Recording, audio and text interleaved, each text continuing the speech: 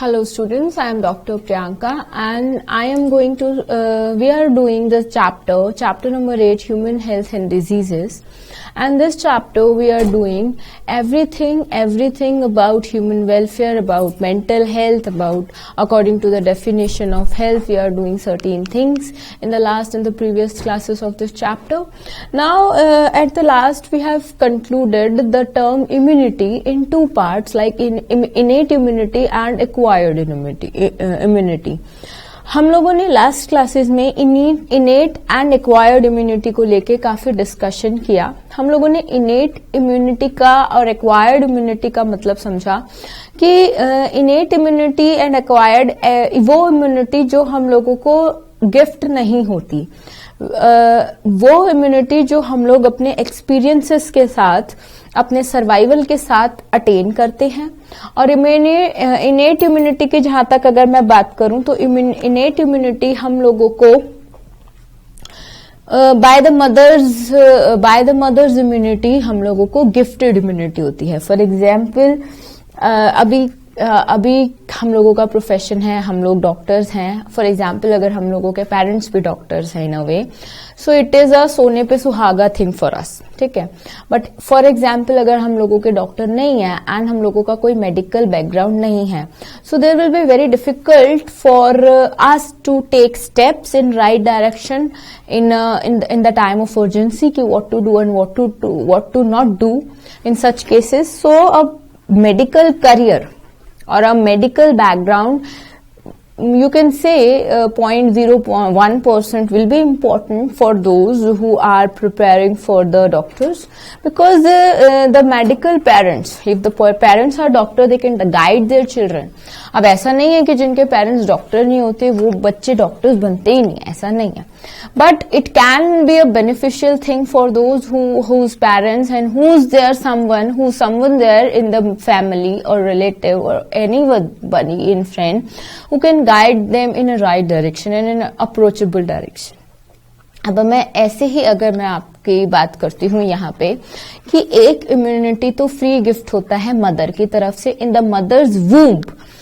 It is the immunity जो कि बच्चा वहां पे मदर्स के हेल्प से in the mother's womb acquire करता है.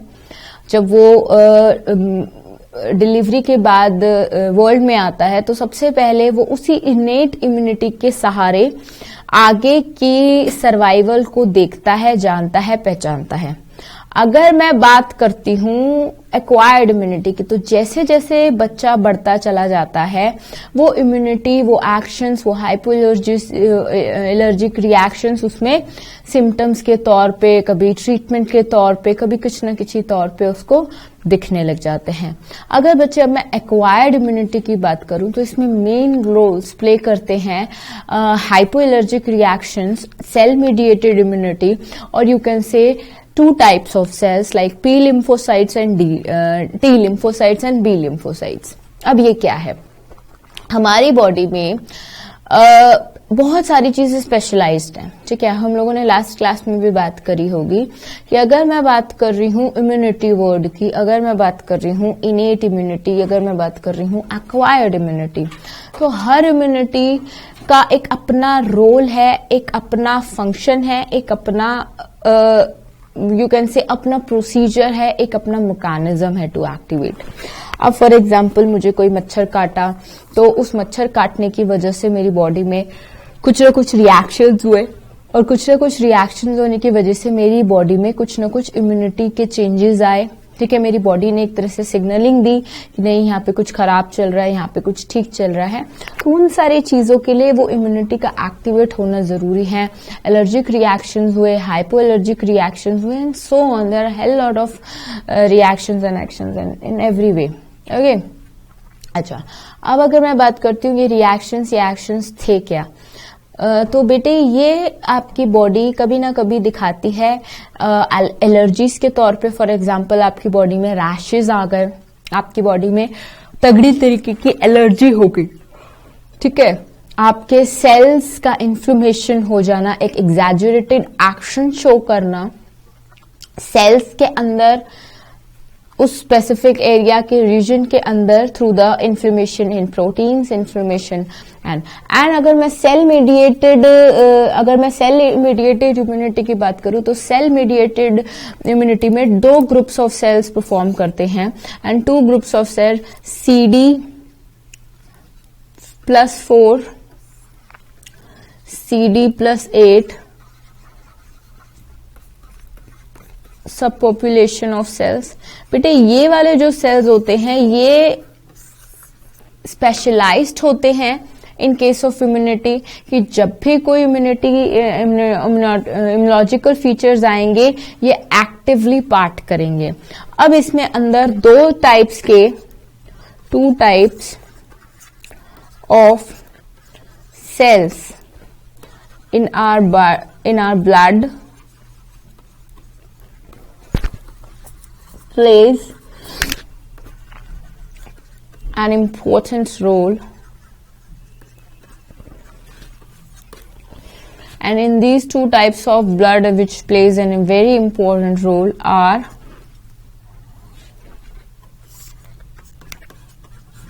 T lymphocytes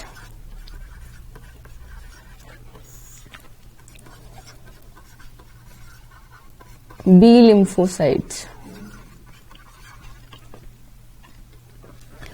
अब बेटे जो T lymphocytes हैं, lymphocytes होते क्या हैं? WBCs, ठीक है। ये ऑलरेडी 2 टाइप्स के होते हैं जो कि ब्लड में प्रेजेंट होते हैं। इनकी वजह से ब्लड स्ट्रीम में अगर कोई भी फॉरेन है तो ये जो सेल्स होते हैं ये बाकी पूरी बॉडी को, जैसे सिग्नल कहते हैं ना, जैसे रेड लाइट होती है, रेड लाइट का मतलब होता है स्टॉप हो जाओ, फिर येलो लाइट का मतलब है चलना स्टार्ट करो, धीरे धीरे रेडी हो जाओ, एंड ग्रीन लाइट का मतलब है you will move slowly. Okay, in the same way में अगर कोई इन्फेक्शन या फॉरेन एजेंट ब्लड स्ट्रीम में प्रेजेंट होता है तो ये जो सेल्स होते हैं ये इन्फ्लेमेशन स्टार्ट कर देते हैं और बाकी सारी इम्यूनिटी को बॉडी की इंक्रीज कर देते हैं, बढ़ा देते हैं, एक्टिवेट कर देते हैं, यू कैन से। सो जैसे ही ये सेल्स इन्फ्लेमेट होकर ये सिग्नल देने लगते हैं वैसे ही पूरी बॉडी की इम्यूनिटी एक्टिव हो जाती है। जैसे चोर आया चोर आया चोर आया, अब जब चोर आया तो जब चोर आया तो ये उस चोर को भगाने के लिए डिफरेंट इम्यूनिटी फैक्टर, फिर पहले उसको डिटेक्शन करते हैं कि चोर कहाँ आया है, कैसे आया है। अगर B and T lymphocytes types के सेल्स एक्टिवेट हुए हैं तो ऑब्वियसली वो फिलहाल ब्लड में है। अगर ब्लड में है तो कहीं वो प्लाज्मोडियम तो नहीं है, प्लाज्मोडियम इन्फेक्शन तो नहीं हो गया है, या अगर मैं आपको बोलूं प्रोटोजोन्स तो नहीं आ गए हैं। So there are many hell lots of different things जो इनकी बातें चलेंगी हम लोगों की। इसमें अब हम लोगों को अगर टी लिम्फोसाइट्स एक्टिवेटेड हो गए तो there are 2 types of basically cells, इसको कहते हैं B cells and T cells. इनका क्या फंक्शन होता है? They secrete antibodies. क्या करते हैं? अगर मैं टी सेल्स की बात करूं तो ये कोई एंटीबॉडीज नहीं निकालते, बल्कि क्या करते हैं, कोई एंटीबॉडी नहीं निकालते। एंटीबॉडी का तो मतलब समझ ही गए होगे ना।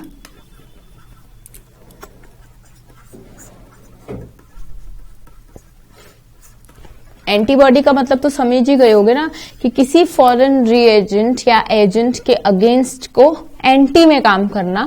फॉर एग्जांपल हम कहते हैं कि वो बच्चा हमारा एंटी है, ठीक है, तो एंटी होने का क्या मतलब है? हम उसका क्लैश है, हम उसके अपोजिट हैं, बिल्कुल। सो कोई एंटीबॉडी नहीं बनाता है। अगर फॉर एग्जांपल ये सेल्स एक्टिवेट हो गए हैं तो ऑब्वियसली इनका भी कंट्रीब्यूशन रहता है, तो बट ये एंटीबॉडी टी वाले नहीं निकालते हैं, बट क्या करते हैं, टी सेल्स के एक्टिवेट होने से, टी सेल्स के एक्टिवेशन से B cells tends to produce antibodies. जैसे एक स्पेसिफिक टेम्परेचर चाहिए होता है, एक स्पेसिफिक पीएच चाहिए होता है किसी चीज को काम करने के लिए, तो ऑब्वियसली हम या और करके बड़ा सा ये कह सकते हैं, T cells helps B cells to produce antibodies and themselves do not produce antibody. Okay, so this is the small thing. अब क्या होता है,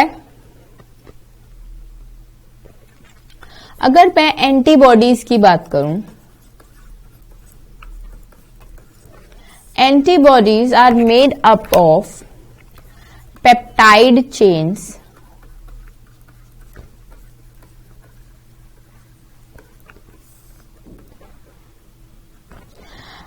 and they are made up of two small peptide chains. If they are made up of two small peptide chains, they are called as light chains. तुम्हारा NCERT page number 151 figure और structure you can से 8.4 में antibody molecule का diagram है. अगर question 3 number में आता है या 5 नंबर में आता है तब आप ये क्वेश्चन ड्रॉ करेंगे. ठीक है, अगर दो छोटे पेप्टाइड चेन्स क्या होते हैं बेटे, प्रोटीन्स प्लस ग्लूकोज मॉलिक्यूल से बनी चेन्स होती हैं ये, ठीक है, जिनको पेप्टाइड चेन्स भी कह देते हैं. ठीक है, या सिंपल से प्रोटीन मॉलिक्यूल से भी बनी होती हैं, और protein molecules they are made up of the composition is like that. तो अगर दो स्मॉल पेप्टाइड चेन मिलके बना रही हैं तो उनको कह देंगे लाइट चेन. और अगर टू लॉन्गर पेप्टाइड चेन से बनी हुई है एक एंटीबॉडी तो उसको कह देंगे हैवी चेन. क्या कह देंगे, heavy chain.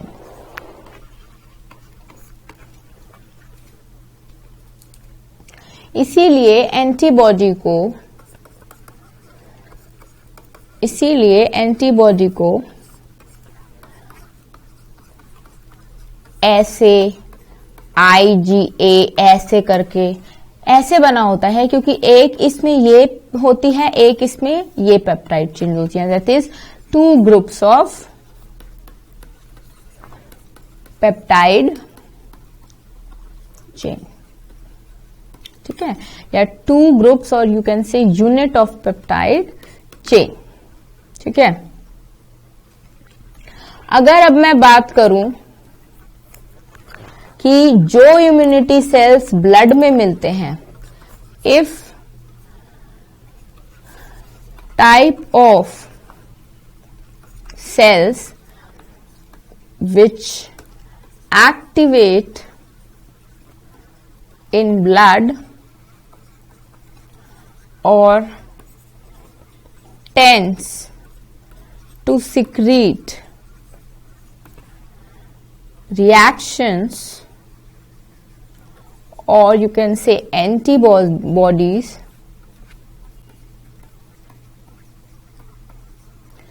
against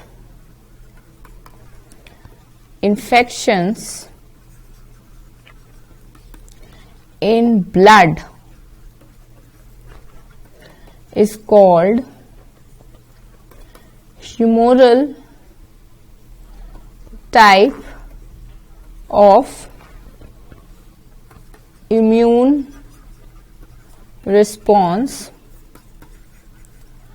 or you can say it is humoral immune response. ठीक है, समझ में आया मैंने बोला क्या? अच्छा, अगर मैं बात करूं सेल मीडिएटेड इम्यूनिटी,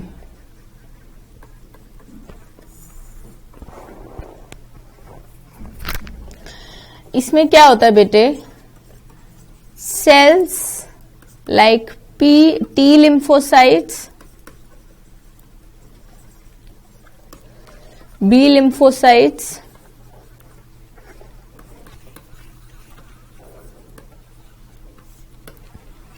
ठीक है,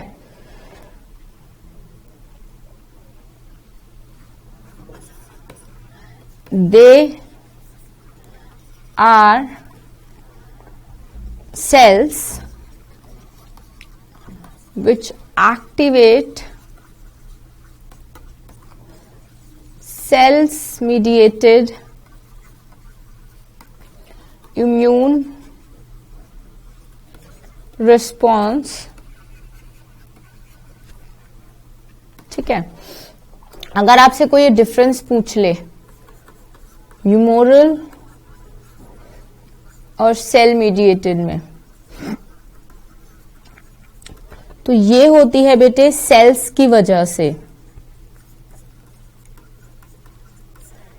जैसे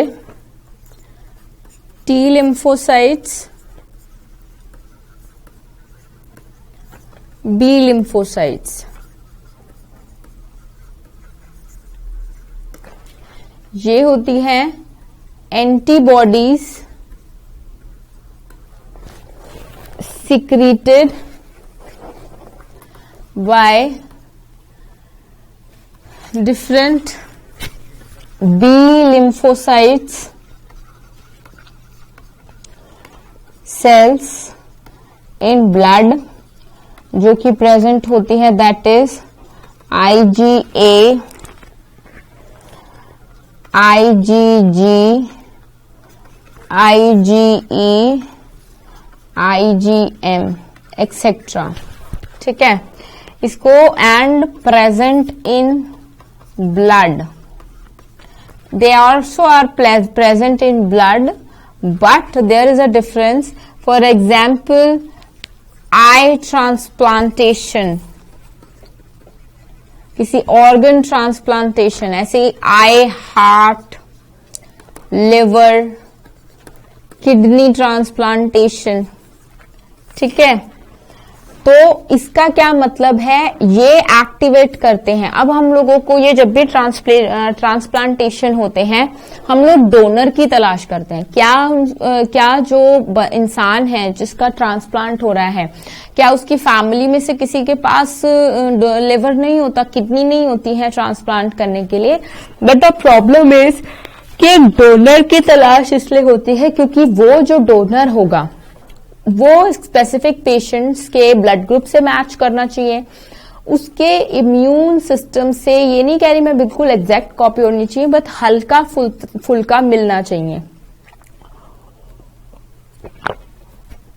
मेरी बात समझ में आ रही है आपको मैं क्या कह रही हूं? मैं आई एम जस्ट सेइंग कि अगर मैं बात कर रही हूं एक किडनी डोनर की, एक लिवर डोनर की, कोई भी ट्रांसप्लांट सर्जरी करवानी है, तो हम लोगों को सबसे पहले एक डोनर की तलाश होती है जिसका इम्यूनिटी स्ट्रक्चर, जिसका प्रोटीन स्ट्रक्चर दूसरे पेशेंट से मिलना चाहिए। दैट मीन्स कि उसका इम्यूनिटी, वरना क्या होता है बच्चे, ये जो T lymphocytes and B lymphocytes हैं, जैसे उसकी बॉडी आ जाती है तो ये एक्टिवेट हो जाते हैं, ठीक है। जैसे ही ये एक्टिवेट हो जाते हैं, दे गॉट अ सिग्नल्स कि अपनी बॉडी के सेल्स तो है नहीं, ये तो किसी दूसरी बॉडी के सेल्स आए हुए हैं। और अगर दूसरी बॉडी के सेल्स आ गए, मतलब बेसिकली इनका काम होता है दूसरे फॉरेन सेल्स को डिटेक्ट करना। समझ में आ रही है? आई एम सेइंग किसी फॉरेन सेल्स को डिटेक्ट करना। अब अगर ह्यूमोरल है तो वो तो एंटीबॉडीज होती हैं जो कि ब्लड के अंदर प्रेजेंट होती हैं, ठीक है। And they are nothing but the secretions of the cells only. B lymphocyte cells के ही सिक्रीशंस होते हैं जो ब्लड में होते हैं। और जैसे ही कोई फॉरेन रिएजेंट, फॉर एग्जाम्पल मेरा एक बंगलो है और मैंने बाहर गार्ड्स खड़े करे हुए हैं, ठीक है। अब गार्ड्स खड़े करे हुए हैं और कैमरास भी लगाए हुए हैं। अब पहले कोई भी अगर चोर आएगा तो सबसे पहले तो उसको गार्ड रोकेगा, ठीक है। तो ये काम करता है ह्यूमोरल ब्लड इम्यून रिस्पॉन्स का। इसमें क्या होता है, अगर कोई भी फॉरेन एजेंट ब्लड में मिलता है तो वो इन एंटीबॉडी से डिस्ट्रॉय हो जाना चाहिए विद इन दिस और this and that after signalling the body.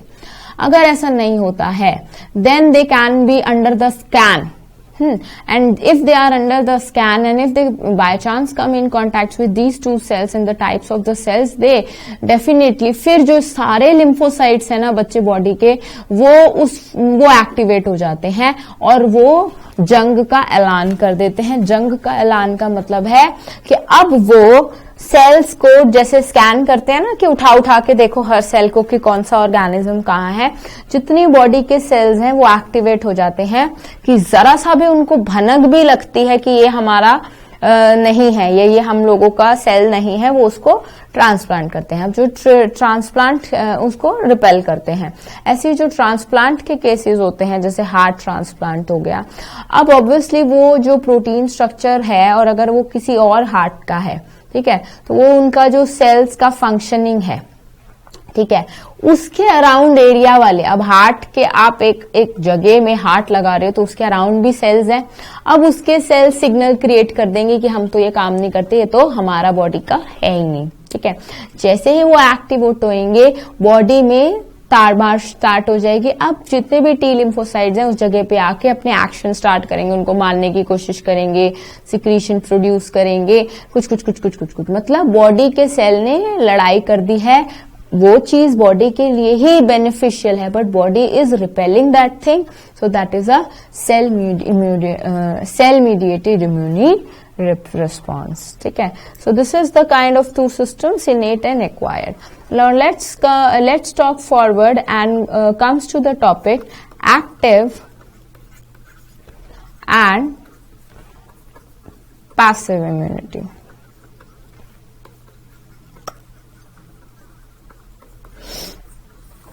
अच्छा, अगर मैं बात कर रही हूं एक्टिव एंड पैसिव इम्यूनिटी, तो एक्टिव एंड पैसिव इम्यूनिटी का मतलब क्या है कि वो इम्यूनिटी जो 24 घंटे काम कर रही होती है, एंड पैसिव इम्यूनिटी का मतलब होता है अभी हम लोगों ने करा एक्वायर्ड इम्यूनिटी एंड इम्यूनिटी। एक तो हम लोग अपने सर्वाइवल से सेल्स के मदद से करते हैं, एक हम लोगों के एंटीबॉडीज मदद कर देते हैं, ठीक है। अगर मैं बात करूं एक्टिव इम्यूनिटी की,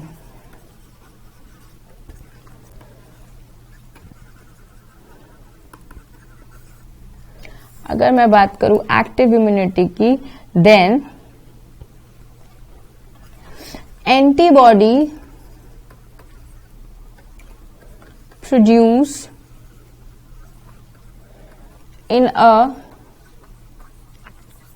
बॉडी ऑफ होस्ट, ठीक है, जिसका इन्फेक्शन होगा उसकी बॉडी इन्फेक्शन बनाएगी, ठीक है, because host is exposed to many microbial, you can say, infections. जब आपकी बॉडी किसी हो इन्फेक्शन को परख के उसके अगेंस्ट एक्शन उठा के एंटीबॉडी क्रिएट करती है, ठीक है, तो आप उसको कह देते हैं एक्टिव इम्यूनिटी। एंड बेटा अगर मैं एक्टिव इम्यूनिटी की बात करूं तो this type of immunity is a full effective response to the microbial. For example कोई जरा सा भी केस आया जिसमें इम्यूनिटी एक्टिवेट हुई, ठीक है, जैसे ही इम्यूनिटी एक्टिवेट हुई वैसे ही बॉडी ने रिस्पॉन्स करना स्टार्ट कर दिया। जैसे ही बॉडी ने रिस्पॉन्स करना स्टार्ट कर दिया, एक एंटीबॉडी का सिस्टम जो बॉडी में चल रहा था, बन रहा था, it starts over again and again. जैसे ही ये एंटीबॉडी का system again and again start हो गया, वैसे ही body is repelling those things which are tends to be infectious, which are tends to be foreign agents for according to the body system. So this is the active immunity, and it is giving, and it will give the very effective response, you can say.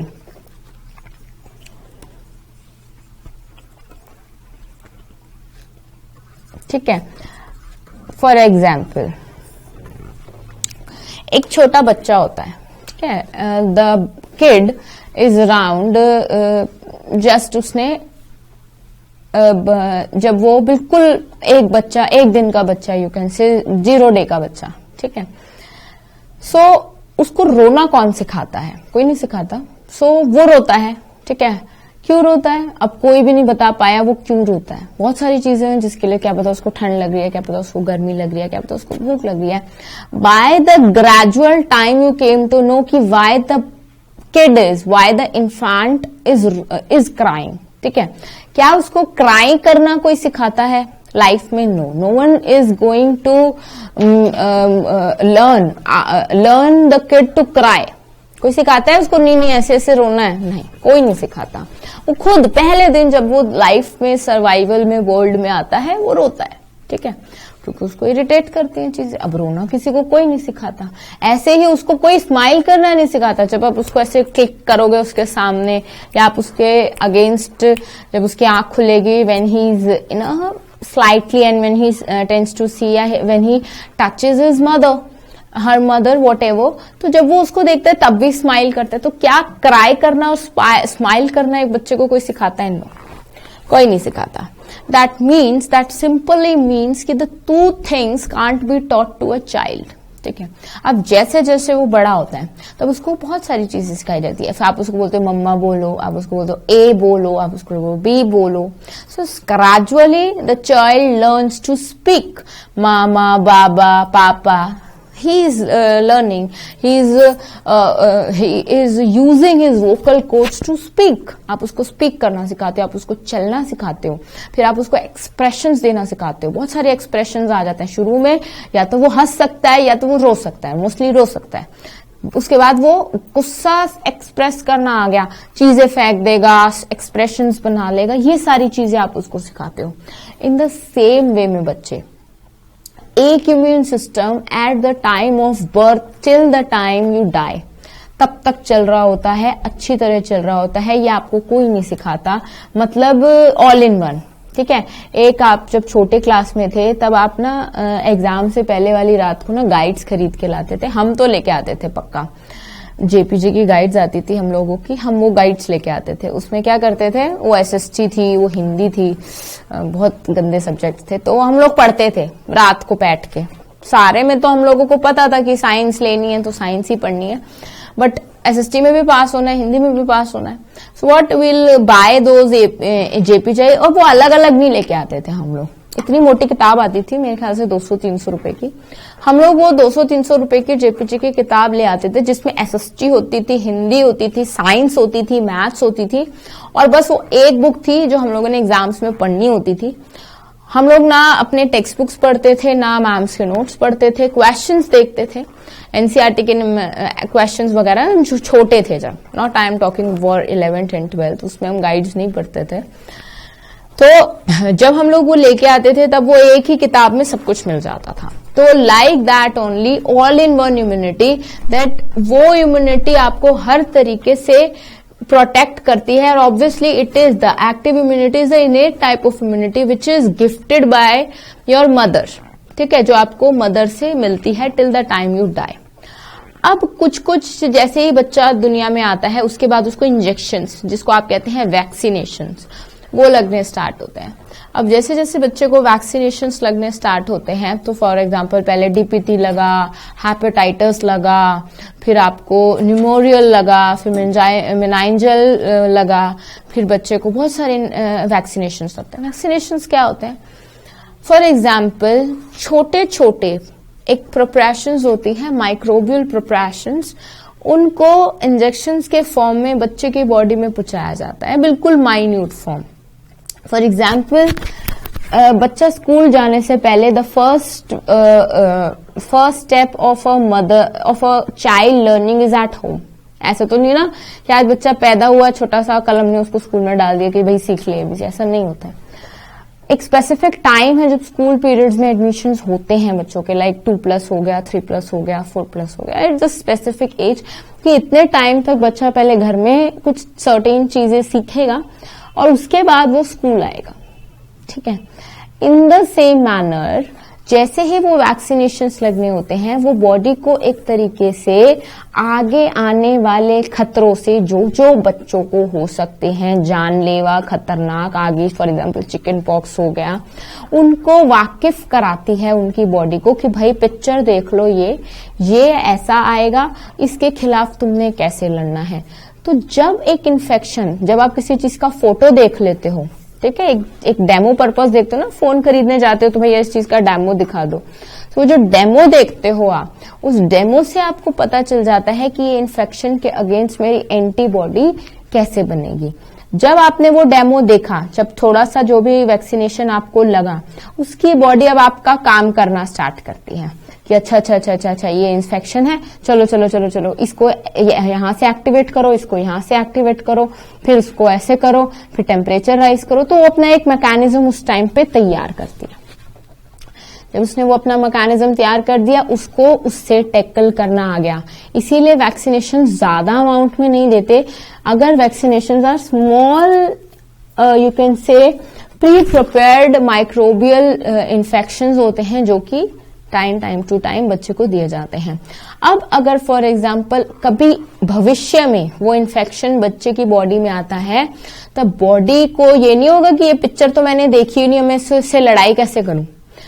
तब body को वो चीज picture का memory आ जाएगी, वो memory में feed हो जाएगी उसकी CD रैम में कि ये तो मुझे मैं जब छोटा था तब मेरे को आया था, मैंने इसको ऐसे टैकल किया था, अब मेरे को उसको ऐसे डील करना है, ठीक है। तो जो बॉडी वहां पे छोटे लेवल पे उसको डील कर रही थी, अब बॉडी मोर एग्जैजुरेटेड स्पेसिफिकली तरीके से उसको मारने की कोशिश करेगी, इम्यूनिटी प्रोवाइड करेगी बॉडी को। फॉर एग्जाम्पल इसे हम लोग कह देते हैं ना, कुछ लोग कहते हैं कि 10 साल में एक बार चिकन पॉक्स होता है, या अगर लाइफ में 1 या 2 बार भी चिकन पॉक्स हो गया तो उसके बाद बहुत कम चांसेस होते हैं। ऐसा क्यों होता है बच्चे? क्योंकि आपकी बॉडी एक बार जो भी इन्फेक्शन है जैसे आपकी बॉडी में आता है उसको दोबारा आपकी बॉडी में कॉज नहीं करने देती। अब फॉर एग्जांपल यहाँ पे अभी सीजन टू सीजन आप कहते हो नहीं आजकल वायरल इन्फेक्शंस चला हुआ है, एक चीज बोलते हो नहीं बैक्टीरियल इन्फेक्शन है आजकल सबको ही हुआ है। ऐसा क्यों बोलते हैं हम? ऐसा क्यों बोलते हैं? सोचा नहीं है कभी? क्योंकि अभी हम लोग इस रूम में हैं, आप कभी अपने घरों में हैं, wherever you are, the atmosphere is full of microbes. क्या अभी एटमोस्फेयर में बैक्टीरियल इन्फेक्शन नहीं है? क्या अगर मैं बोलूं एटमोस्फेयर में माइक्रोबियल इन्फेक्शन, वायरसेस, माइक्रोब्स नहीं है? तो ऐसा क्यों होता है? मैं कहती हूँ नहीं वायरल चला हुआ है आज तो, जिसमें कभी आपकी आंख में दर्द हो जाता है, कभी आपके सर में दर्द हो जाता है, कभी आपका कोई प्रॉब्लम हो जाते हैं, कभी कोई सिम्टम्स हो जाते हैं, कंजक्टिवाइटिस हो जाता है। तो क्या है ये? इसका मतलब ये है बच्चे कि जब आप स्पेसिफिकली बोलते हो कि वायरल इन्फेक्शन, तो बेटे वो वायरल इन्फेक्शन दूसरा वायरल इन्फेक्शन होता है जो इसको बॉडी को अभी तक पता नहीं होता। इसीलिए हम लोग हर टाइम बीमार नहीं पड़ते, क्योंकि obviously we are surrounded by many microbial infections and we are used to it. हमारी बॉडी उसको नलिफाई कर देती है उस इफेक्ट को। हमारी बॉडी में इम्यून सिस्टम है भाई, जैसे वो एंटीबॉडी हमारे जाएगी, हमारी बॉडी कहेगी ओ ये तो कल ही तो मार के भगाया था ये वाला चोर, फिर से मारो, अच्छी तरह मारो, अब इतना मारो कि दोबारा ना एंटर कर पाए। तो ये तो हमारी बॉडी को आ गया है। फॉर एग्जाम्पल एक बैक्टीरिया ने मुझे अटैक किया, अगला बैक्टीरिया क्या उस एनवायरमेंट में से खत्म हो जाएगा? वो अगले दिन भी मुझे अटैक करेगा, तो फिर हमारी बॉडी कहेगी अरे ये तो कल तो आया था, इसको दोबारा मारो, ठीक है। फिर ये कल फिर आएगा, उसको दोबारा मारो, तो हम बीमार थोड़ी पड़ेंगे।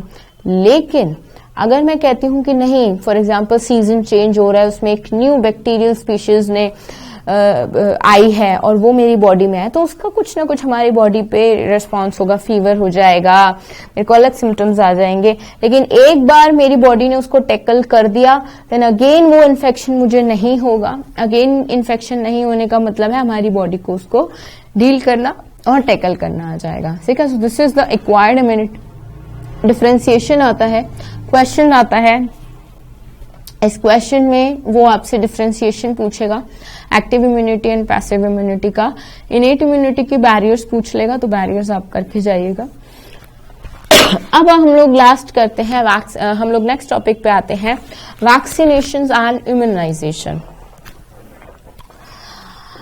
अगर मैं बच्चों वैक्सीनेशंस की बात करूं तो वैक्सीनेशंस को मैं ऐसे ही बात करूंगी। अभी तक मैंने जो भी आपको इतनी डीप कहानी बताई है कि वैक्सीनेशंस क्या होते हैं, तो ऑलरेडी प्रिपेयर्ड शॉर्ट अमाउंट के माइक्रोब्स जो प्रिपेयर किए जाते हैं लेबोरेटरी में और आपकी बॉडी में इंजेक्ट किया जाते हैं, ठीक है, उनको कह देते हैं वैक्सीन्स और उस प्रोसेस को बोल देते हैं वैक्सीनेशन। और जब ये टाइम टू टाइम आपको दिया जाता है to boost up your immunity, ठीक है, to boost up of your immunity का दैट मीन्स कभी आपको बूस्ट कर रही है इम्यूनिटी, आपको कभी फोटो दिखा के कि माइक्रोबियल ऐसा होता है, ऐसा भी आ सकता है, तो how you can deal with it. कभी आपकी इम्यूनिटी के टी लिम्फोसाइट्स की दोबारा शक्ति बढ़ा के, ऐसा होता है कि कभी पोलियो की ड्रॉप्स 5 साल तक दिए जाते हैं। ऐसा क्यों?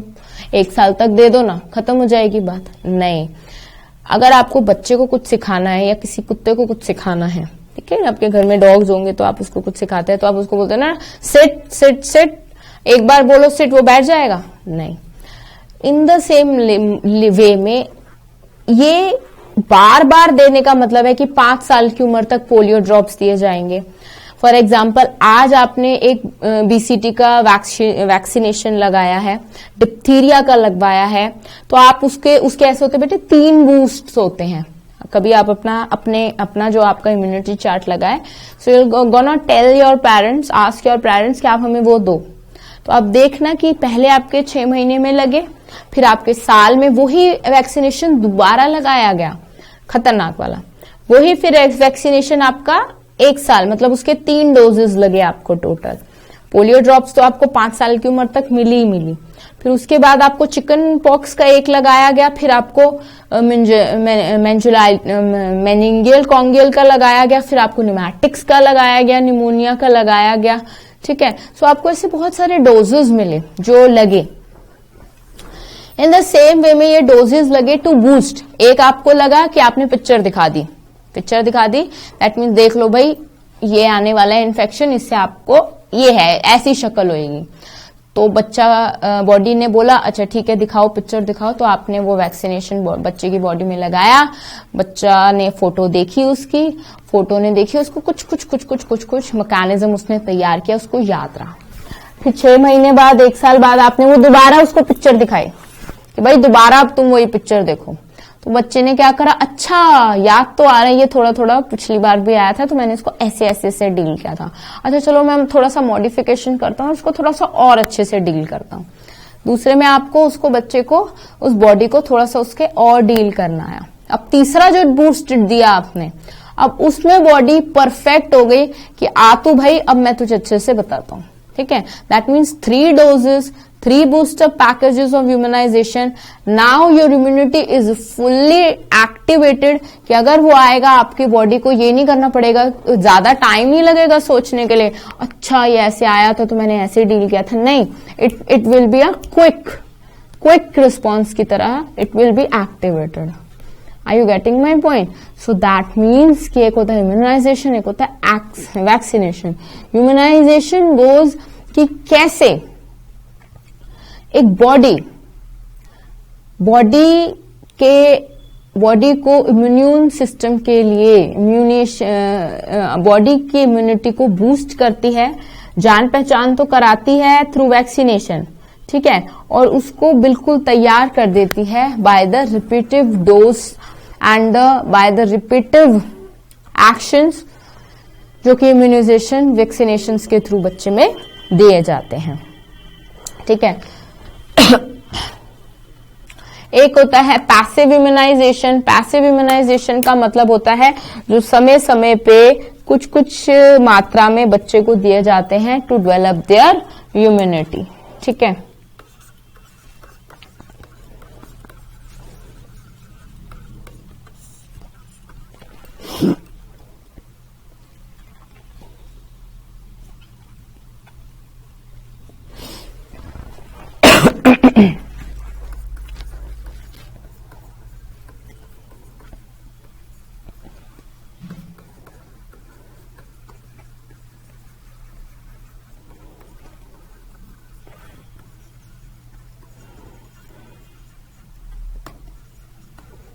in very small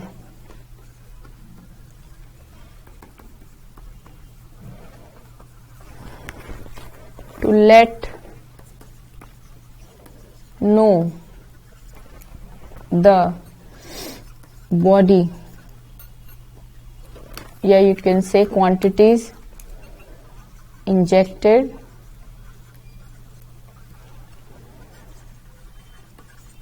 time to develop immune system over a specific period of time. Okay, immunization.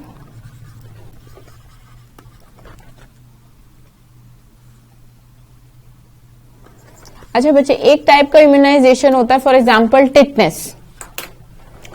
अब टिटनेस का ऐसा है कि ऐसा नहीं है कि आपने, अगर आपको किसी रोड पे गिरे, आपको किसी जहरीली जंक चीज से लगा, ठीक है, तो आपने एक बार टिटनेस का इंजेक्शन अपने लाइफ में लगवाया और फिर लगवाओगे भी नहीं, ऐसा नहीं होता।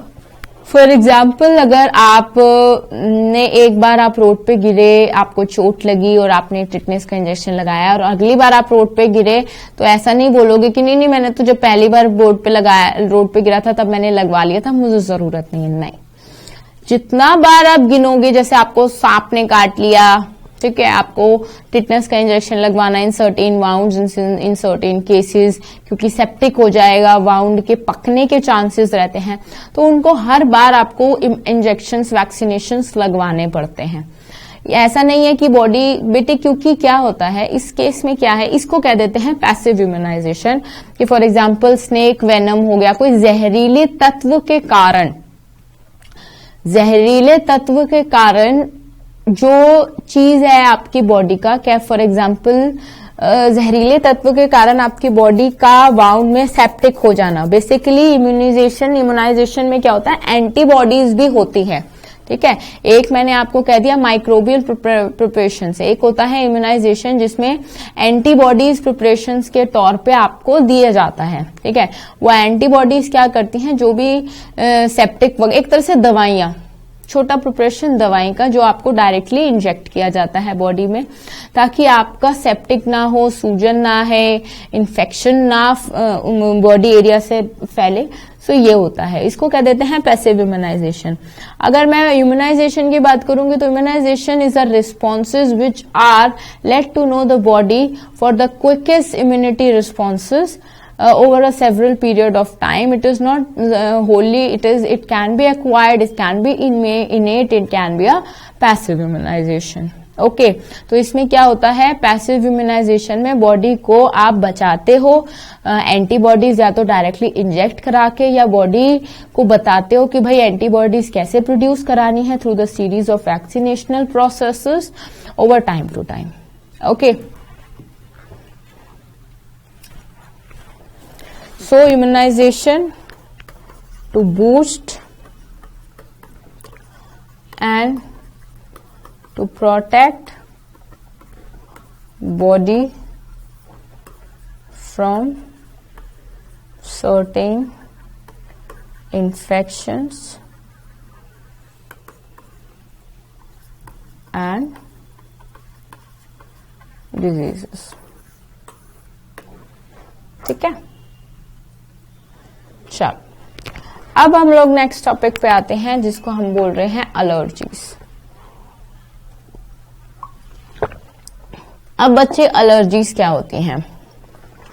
बहुत सारे लोग कहते हैं हमें ना डस्ट से एलर्जी है। हम लोगों को जब सीजन चेंज होता है पॉलन ग्रेन से एलर्जी है, हम लोगों को टमाटो से एलर्जी है, हम लोगों को ग्राउंडनट पीनट बटर सॉस से एलर्जी है, हम लोगों को इससे एलर्जी हो। एलर्जीज होती क्या है? बेसिकली अगर मैं एलर्जी को डिफाइन करूं, allergy is an exaggerated action of body when any foreign agent attacks or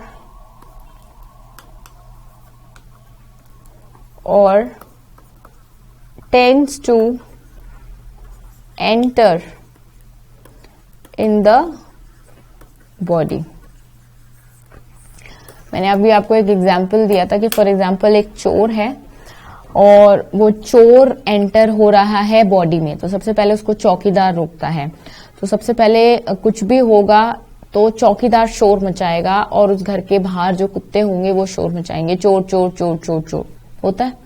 तो वो जो चोर चोर चोर चोर चोर वो जो चिल्ला चिल्ला के वो लोग बोलने लग जाते हैं, चोर चोर चोर भागो भागो भागो, चोर चोर चोर चोर।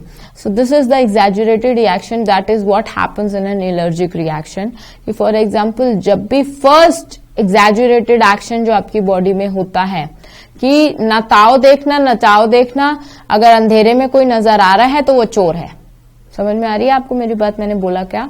मैंने बोला फॉर एग्जाम्पल एक बंगला है, वहां पे मुझे दूर से दिख रहा है कि 5-6 आदमी आ रहे हैं, अंधेरे में हैं, क्या पता वो अपने ही घर के हो, क्या पता वो कैसे ही हो, क्या पता वो नहीं हो फॉरेन एजेंट्स, पता उनको ये पता है कि नहीं चोर चोर चोर चोर चिल्लाना है क्योंकि आपने अंधेरे में एक चीज देखी है जो आपको सस्पेक्ट हो रही है, तो वो आपको चोर चोर चोर चोर वो आपने बोल दिया। इन द सेम मैनर एक फॉरेन एजेंट चाहे अपना ही हो चाहे बाहर का हो चाहे कोई भी हो, जब आपकी बॉडी में वो आ जाएगा, ये डिटेक्ट हो जाएगा, तब वो हाई अलर्ट सिग्नल चला जाएगा जिससे चोर चोर चोर चोर बोल के दबाया जाएगा।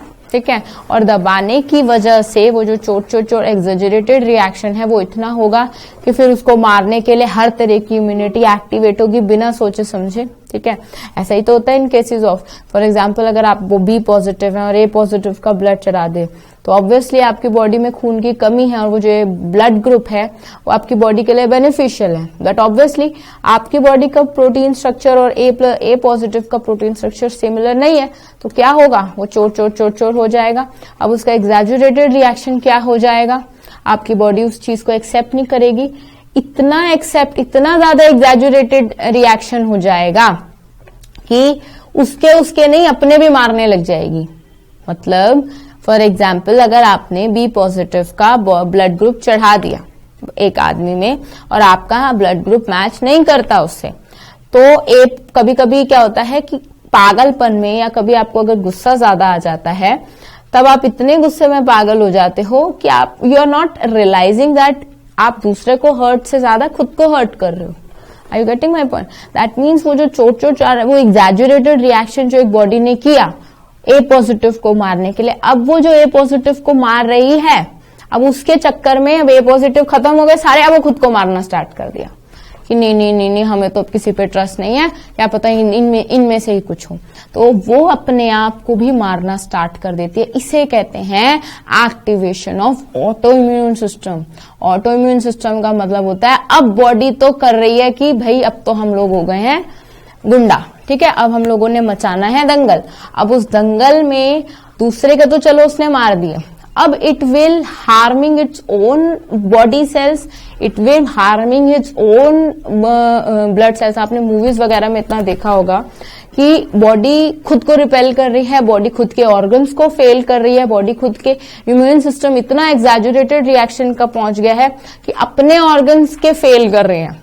ठीक है, किडनीज को फंक्शनिंग को अफेक्ट कर रही है, अपने को ही डाउट कर रही है, तो इसको कह देते हैं बेटे auto immune system. For example आप लोगों ने एक RH फैक्टर का केस देखा होगा। RH फैक्टर के केस में क्या होता है, for example mother is pregnant, ठीक है।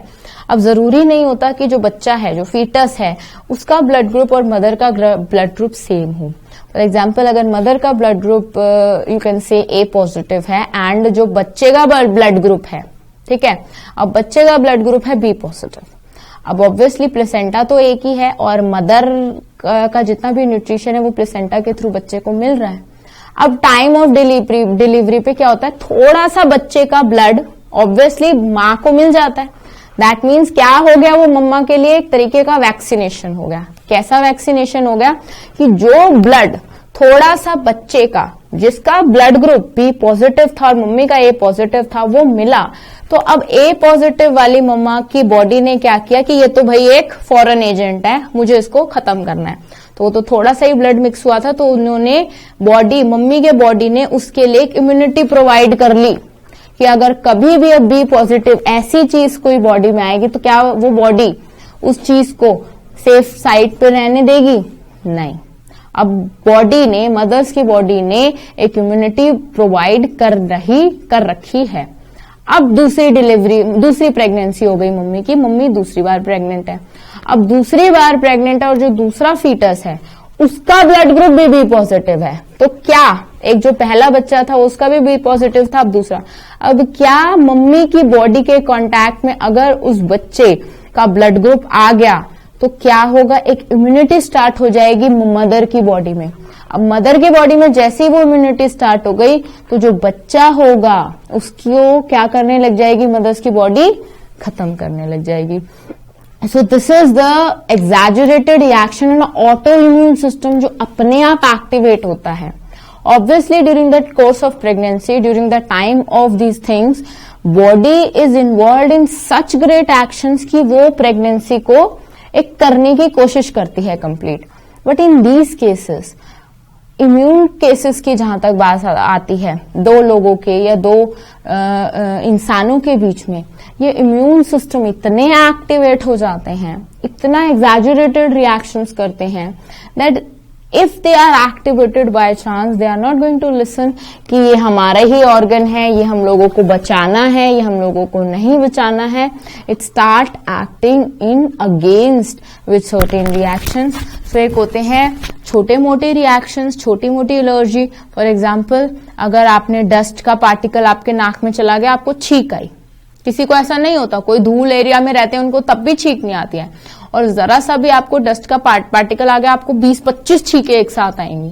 ठीक है, क्योंकि आपकी बॉडी ने उस एक डस्ट के पार्टिकल का एक ऐसा रिएक्शन दिया which is unexpected. In the same way में अगर आपकी बॉडी ने ये ऑटो इम्यून सिस्टम को एक्टिवेट कर दिया तो वो तो और भी बड़ा एक्टिवेट, क्योंकि हम लोग, वो कह देता है कि अब ये हम लोगों से चीज की बाहर चीज है और अब ये बाहर की चीज हम लोगों से ना संभलने की है।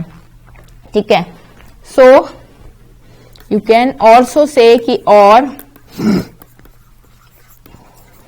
Exaggerated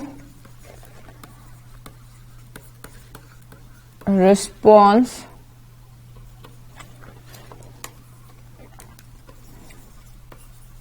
of the immune system to certain antigens present in environment is called allergy. अब इसमें जो एंटीबॉडीज प्रोड्यूस होते हैं that are IgE type.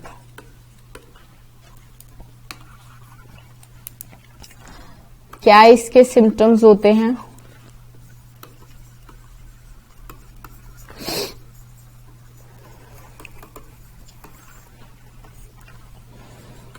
watery eyes,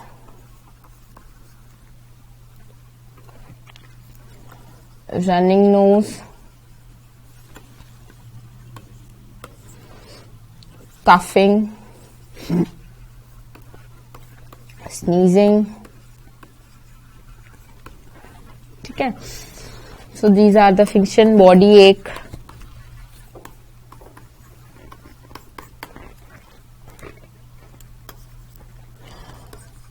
histamine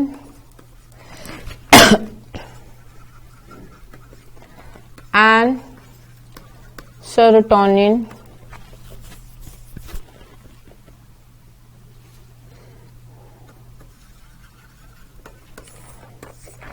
exposed to these antigens to create an allergic response or a reaction. Okay.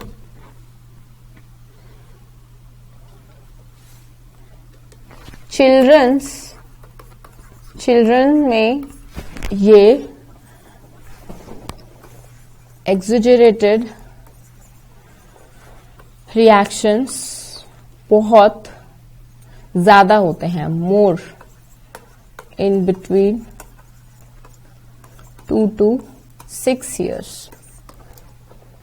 ठीक है. सो this is the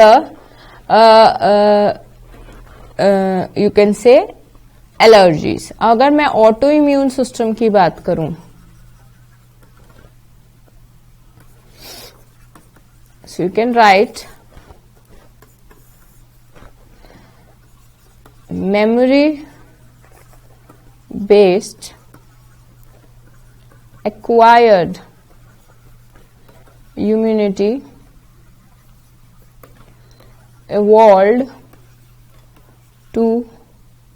evolved in higher vertebrates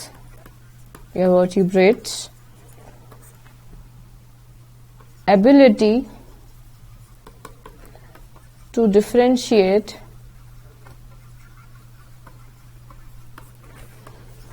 foreign complexes so specializingly that is pathogen differentiation. Right? ठीक है. So it is called autoimmune system. Now next is your immune system in the body, how it works.